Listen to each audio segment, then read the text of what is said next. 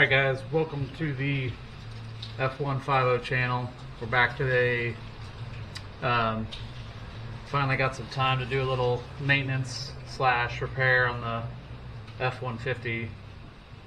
So let me just go over real quick what we got going on. So I've been having a coolant smell out of the truck for a while, as well as the coolant is slowly, very slowly disappearing from the overflow tank here. And what I found is that, well, I found a couple things, but one of the main issues is that I don't know if you guys can see this here, sorry about the sunlight, and it's very windy today also, so hopefully this comes out okay, but there are O-rings in these hoses. For whatever reason, Ford decided to use those, and over time they flatten out, and on the one kind of at the very bottom of the Y, it's slowly leaking, causing basically coolant to drip down on the serpentine belt, which is kind of slinging it around, and I'm getting a really bad smell, which kind of explains why I could never find the leak, because it doesn't leak anything, it doesn't burn anything, the truck runs great. It does have, I think, 154,000, well, I don't have the keys. It's got 154,000 miles on it, I believe, somewhere around there. So we're going to do some other maintenance as well while we got everything tore apart. Going ahead and go and do a water pump. These are like 80 bucks, or so cheap, it's almost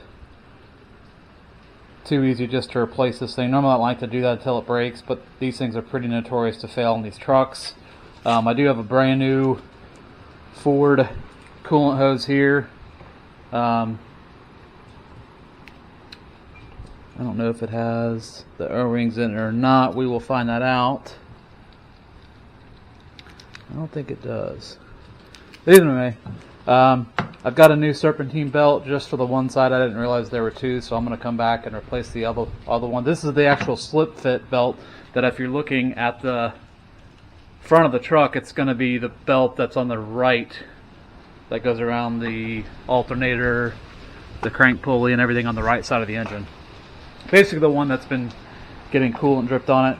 I am doing some new plugs as well, the SP548s, Motorcraft plugs. I'm going to gap these to 43 thousandths. I know I think the spec was revised to do closer to 50, but the truck has got a JLT intake, and it does have an E85 tune from OZ on the truck, as well as a Flowmaster catback. So I'm going to tighten up the gap a bit just to be safe. And then here's the tough ring kit that I got off eBay. These are super nice because not only does it include all 4 O-rings, but it actually tells you what part number they replaced and exactly where they're supposed to go. So this is super nice.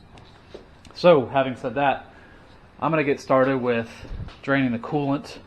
So there's a little petcock on the lower side of the radiator. My truck's a 2013. I think they may have been different, at least different color over the years that they made these trucks. But what I'm going to do is there's a little barb. Let me see if I can capture this. There's a little hose bib. Oops. Up here.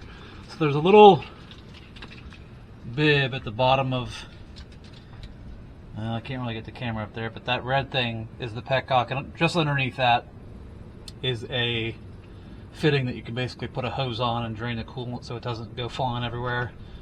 So that is what I'm going to do right now. Alright, so what I've done here is, this is a better shot here, but I've got a little drain hose that I just zip tied to the petcock, or the drain fitting on the bottom of the radiator. And I'm just going to have it run down into my drain pan here. Alright, so there's not a whole lot of room to work there to get that broken loose, but there's actually a regular screwdriver slot. So I just used this big guy to break it loose, and we have coolant draining. Alright guys, I got most of the fluid drained out, if not all. It's a slow trickle down there. I'm actually going to shoot some water down into the overflow tube bottle as well, just to try and flush out any crap that might be built up in there. This thing does have some miles on it.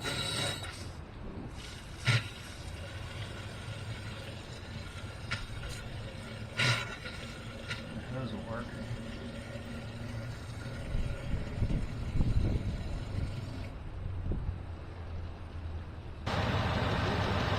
Alright, what I'm doing now is I really want to flush this thing out before I start taking everything off to change the water pump. Might as well do it before I put the new one on to get all the old crap out. So I've got the truck running. Make sure that you keep water in the overflow. And I just want to let the truck run. I got the heat full blast on the inside too to try and get the thermostat up and up to make sure the whole got water moving through the whole system to flush everything out that I can. Just make sure you keep this filled. Give the engine a couple revs and let it get up to operating temperature. Alright, so I've got the system kind of flushed and I still have the petcock open. I'm letting the whole system drain out because I still have to do the water pump. So now I'm going to start taking the intake off.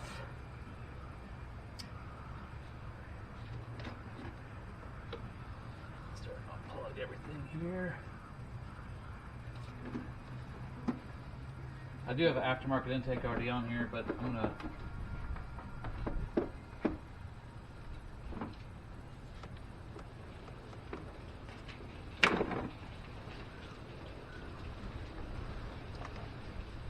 disconnect everything.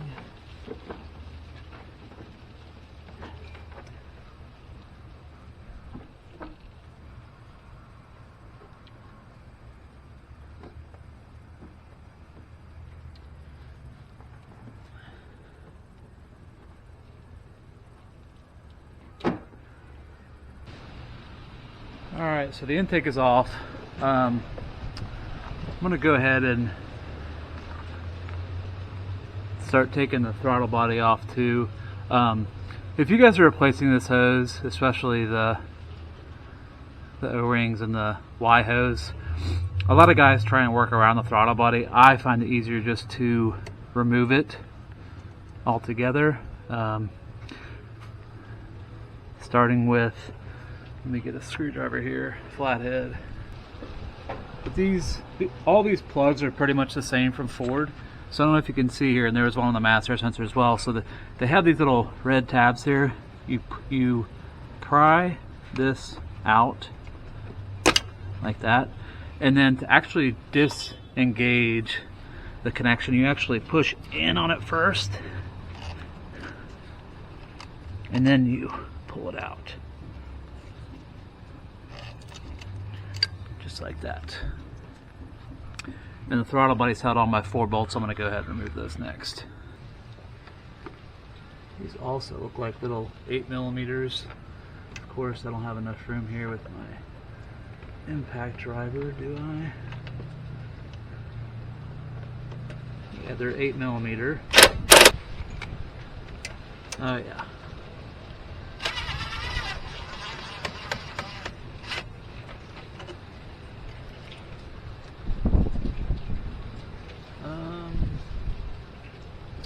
Actually, what I'm going to do is, once I get these out, I'm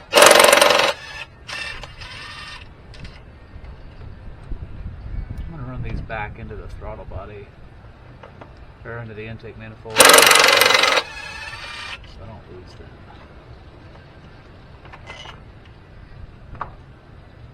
And let me just do a quick comparison here. Yep, so the bottom and the top are all the same length.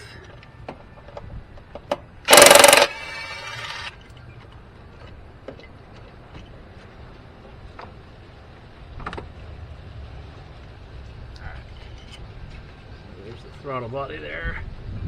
I'm actually gonna set this aside too. Nice. I'm gonna give this thing a good cleaning too. I actually cleaned the front of it inside here as best I could when I put the intake on, but this thing needs a lot more than just the front of it done. So I'm gonna set this aside and clean that before I put it back on. I'm gonna run these bolts by hand. back in here so I don't lose them. Wow, this thing is nasty.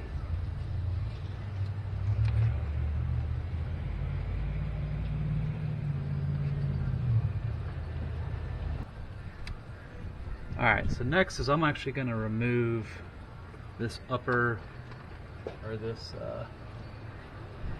hose here.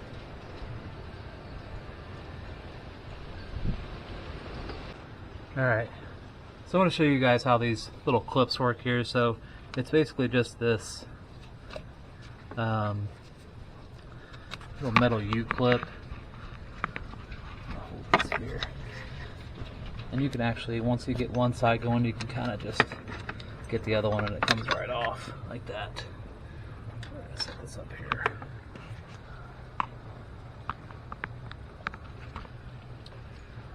And this hose will come right off, and I'm going to aim it down here.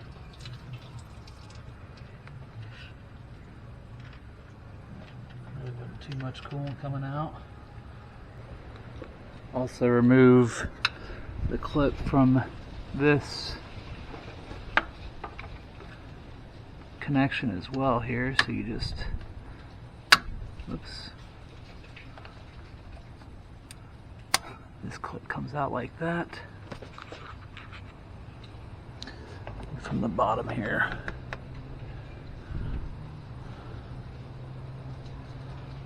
Let me see if I can actually, I don't want to get this thing flinging somewhere, but there we go. See, it looks like you can actually kind of, there's like some recesses towards the bottom that it kind of pops down into, and then you can remove this. I really probably don't need to remove this because the water pump's coming off anyway, but just in case there's some bolts behind the water pump, I would like to remove that. I'm going to remove this clamp here. This is just a standard radiator hose clamp, and there's another one down here on the, I don't even know what this thing is, but probably the thermostat housing, but well, I don't know. But there's another clamp down here, and I'm going to remove this as well. We've got these set here now, these adjustable. These are going to be a lot easier.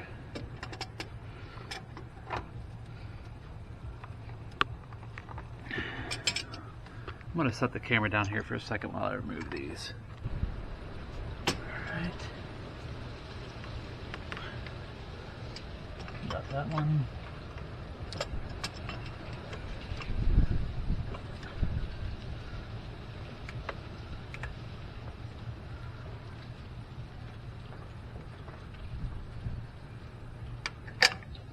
Okay. Now, I doubt this comes off easy, because this thing has been on here. Well, actually it does. Take it off nice and slow just in case this thing starts gushing out fluid. As we have none. Sweet. There's the old hose there. This thing is actually pretty soft, so I'm kind of glad it is being replaced. I'm going to set this aside while I disconnect this lower hose. Oh, this is coming off easy also.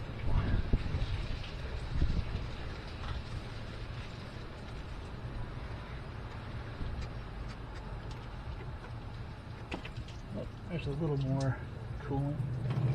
There we go. Alright. So the next thing I'm going to do, I'm going to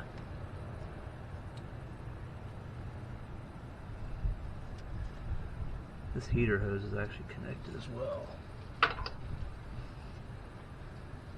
And it's connected to the water pump, so let's see if I can.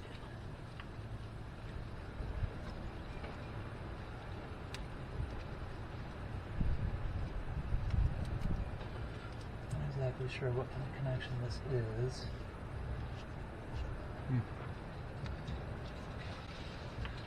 I wonder if it'll just be easier to remove this and pull the pipe out.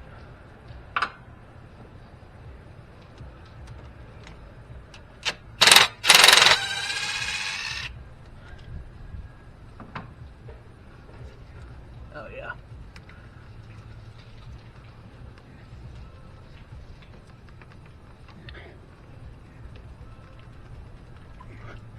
Well,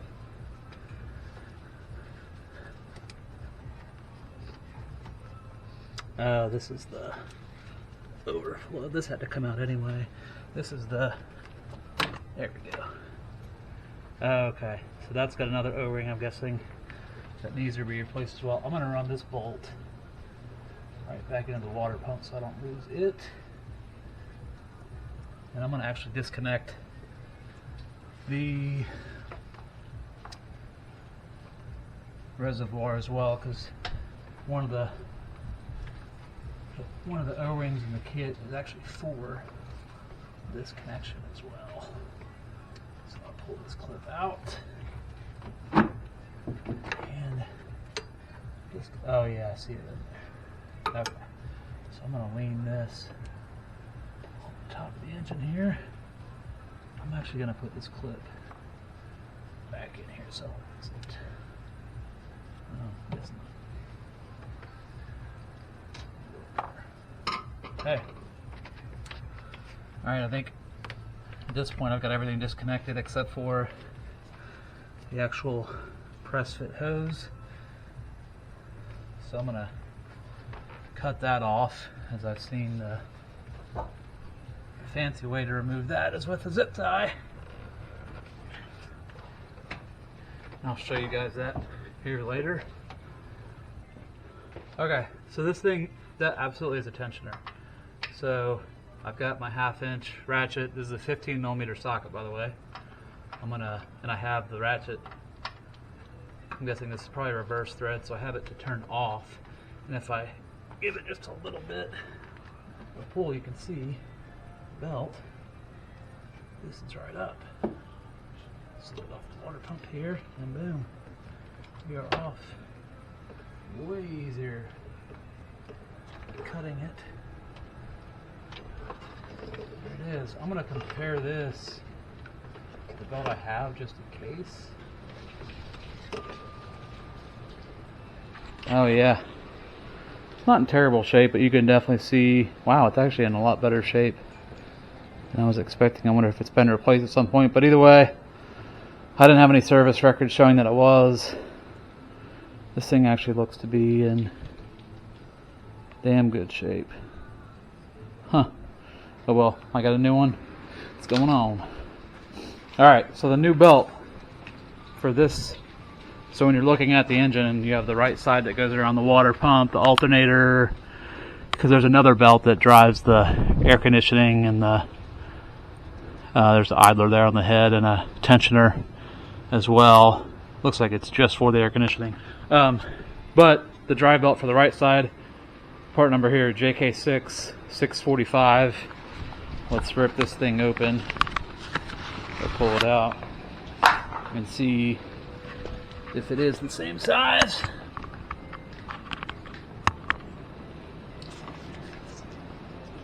And hard to tell exactly, but that looks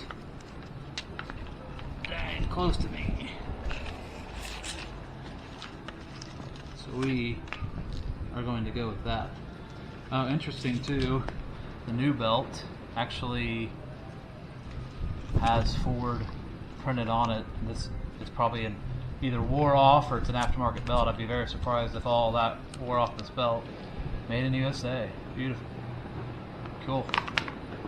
Let's keep going here. Alright. So we're down to the water pump itself.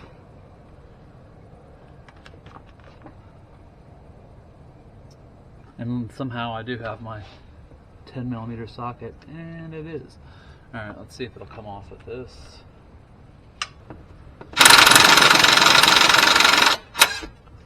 Turn the power up a little bit.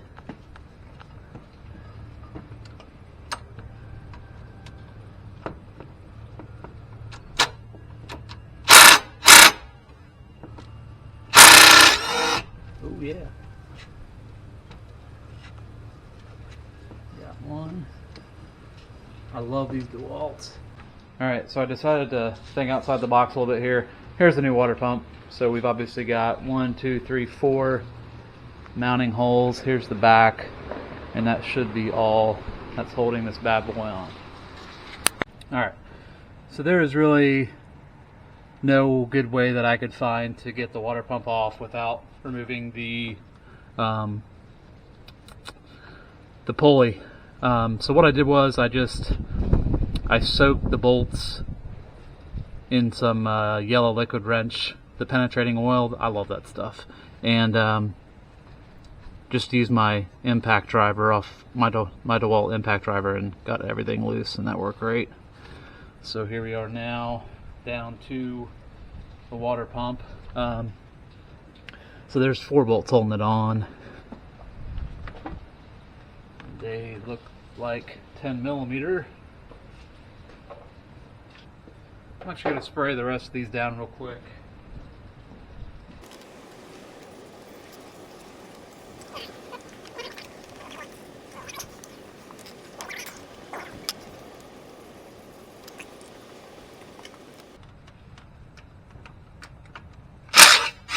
That's so funny how well that works after a little penetrating oil. Alright, so she just needed a good amount of persuading, but she is out, and a good amount of water came flying out. So I moved my, hey, there's a piece of my 10mm socket. Got my drain pan moved under there to catch all the water. Okay, so this old one here, I can kind of hear, it's not bad, but I can definitely hear like a clicking noise when I spin it side to side, whereas this one, butter, this one kind of hangs up too when I spin it. This one spins a lot easier. This one makes a noise too. But there she is. We're going to swap over this to the new housing. Go from there.